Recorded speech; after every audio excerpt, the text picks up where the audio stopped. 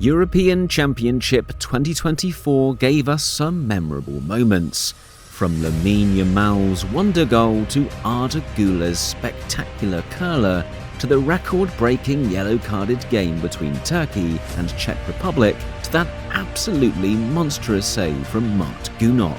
We saw it all. But in all of these crazy moments, it was easy to forget that the Euros was probably the last Euros for some of the legendary figures in football for the last 2 decades.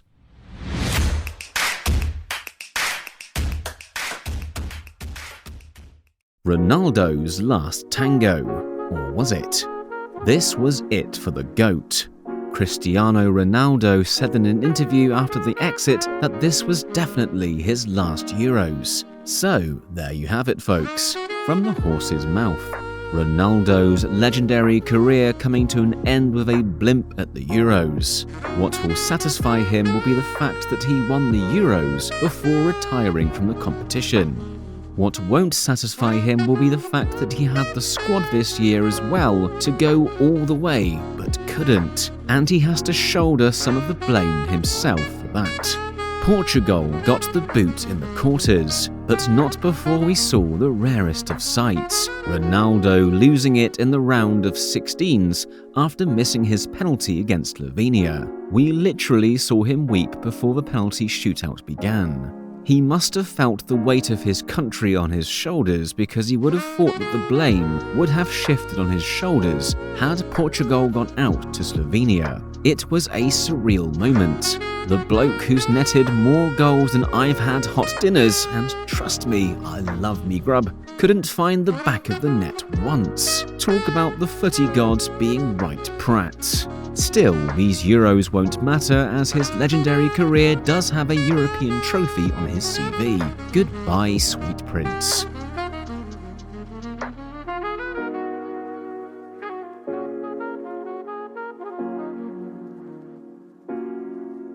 Modric, the midfield Merlin, hangs up his wand.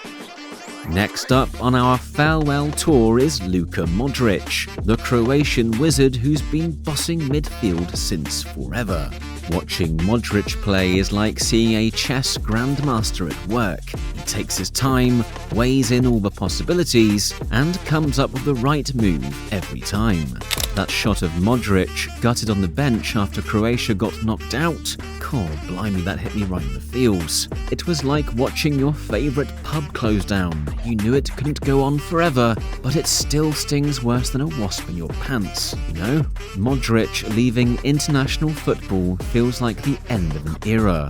It's like football itself is going, well folks, that's all the magic tricks we had up our sleeve. We're fresh out of midfield wizards for now. But hey, at least we can binge watch his best moments on YouTube while drowning out our sorrows, right? Pass the tissues and the remote, will ya?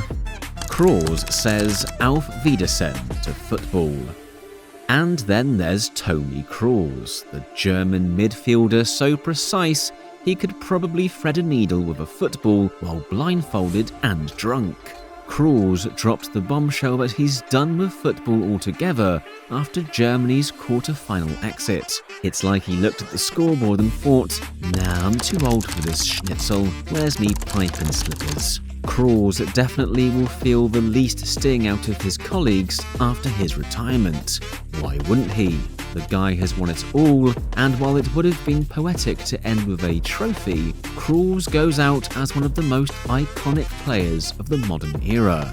His time at Bayern Munich and Real Madrid have been legendary, and so has been his international career. He can now go on a long-deserved vacation and then probably jump into the management game. Why would you let that much football knowledge and mastery go to waste, right? The German duo takes a bow, and probably a beer. Speaking of German efficiency, let's pour one out for the long-serving duo of Manuel Neuer and Thomas Müller. These lads have been fixtures in the German team for so long, it is difficult to imagine the future German national team without the two stalwarts. Neuer, the keeper who redefined the sweeper-keeper role, and gave fans everywhere more heart attacks than a deep-fried Mars bar, might have played his last tournament. It's like watching the Berlin Wall come down again. You know it's historic, but you're left wondering, what now? Who's going to give us weekly heart palpitations?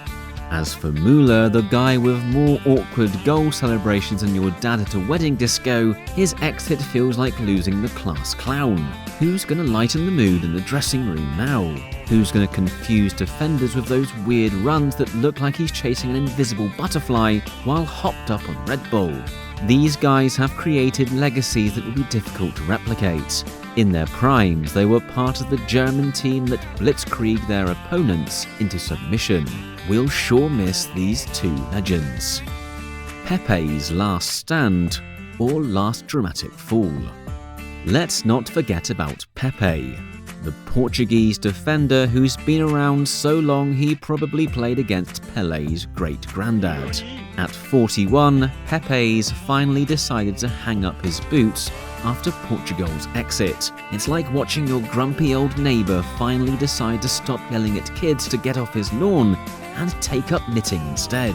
Pepe retiring marks the end of an era of tough tackling, no-nonsense defending. He led that Portuguese defence with great aplomb and leadership. He is an inspiration for the kids who never give up. Tough guy with a tough personality, and Portugal gained so much by having a serial winner like him in the squad. But let's be honest, we're all gonna miss those theatrical roles after a slight touch. Oscar-worthy performances, every single one of them. Hollywood's probably already calling Pepe. The new kids on the block, who make us feel old and unaccomplished. But don't worry, footy fans, as one door shuts, another one flies open.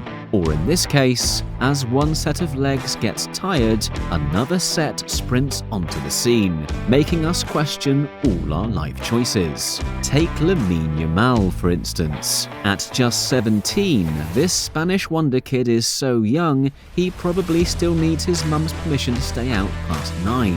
But on the pitch, he moves like he's been playing international football since before he could walk. Makes you question your life choices, doesn't it? What were you doing at 16? Probably not making world-class defenders look like Sunday League players after a heavy night out, that's for sure. Then there's Arda Güler, the Turkish sensation they're calling the Turkish Messi. No pressure, kid. At 19, he's already making seasoned pros look like they're running in treacle. It's like watching a cheetah race against a bunch of three-legged tortoises with a hangover. Seriously, where do they find these kids? Is there a secret football lab somewhere churning out mini Messis? Don't forget about Kobbie Mainoo, England's midfield prodigy. At 18, he's already showing the kind of cool head that'd make a Zen master jealous. It's like someone took the best bits of Paul Scholes, mixed them with a bit of Xavi, and threw in some youthful energy for good measure. If he gets any better, they'll have to nerf him in the next FIFA game. The circle of footy life, or why we're all just overgrown kids. And so, as Euro 2024 fades into memory like a bad tattoo, we're left with a bittersweet taste in our mouths. We've said goodbye to some of the greatest players to ever grace the game. Players who have given us memories that'll last a lifetime. Players who've made us believe in magic. But we've also been given a glimpse of the future. A future that's brighter than Ronaldo's teeth and more promising than a politician's pre-election speech, and probably more honest too. As we close this chapter of football history, let's raise a glass to the legends who have hung up their boots. And let's get ready for the next batch of superstars. Because if Euro 2024 has taught us anything, it's that football, like life, is a constant cycle of hellos and goodbyes, of triumphs and heartbreak, of moments that make you want to hug a stranger, and others that make you want to throw your TV out the window. So here's to the beautiful game, in all its glory and madness. May it continue to surprise us, frustrate us, and above all, bring us together. Because at the end of the day, Whether you're a fresh-faced teenager taking your first steps on the international stage or a battle-hardened veteran taking your final bow, we're all just kids chasing a ball around the field. And isn't that, when you boil it down, the most beautiful thing about football? Well, that and the post-match pints, of course. Cheers! As we wrap up this roller coaster ride through Euro 2024, let's take a moment to appreciate the beautiful chaos that is football. It's a game that can make grown men cry, cause strangers to hug in the streets, and turn mild-mannered folks into armchair managers who'd make Jose Mourinho look indecisive. We've seen legends bow out with grace and the occasional tantrum, and we've witnessed the birth of new stars who will be gracing our screens, and probably some questionable haircut choices for years to come. It's been a tournament of highs and lows, of dream-crushing defeats, and against all odd victories. But that's football, isn't it? It's unpredictable, it's heartbreaking, it's exhilarating. It's the sport that can unite nations and divide families, at least until dinner's ready. Furthermore, it's the beautiful game that keeps us coming back for more, no matter how many times it breaks our hearts. So as we say goodbye to Euro 2024 and the legends who have graced it, let's remember that football is more than just a game.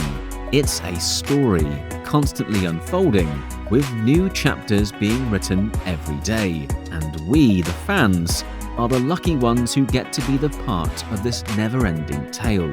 Here's to the memories we've made, the legends we've said our forever goodbyes to, and the future stars we can't wait to see. May your team always win, unless they're playing mine. May your beer always be cold, and may football continue to be the beautiful, maddening, glorious game we all love. Now, if you'll excuse me, I'm off to practice my Ronaldo-style free kicks in the backyard. Who knows? Euro 2028 might be calling my name. A man can dream, right?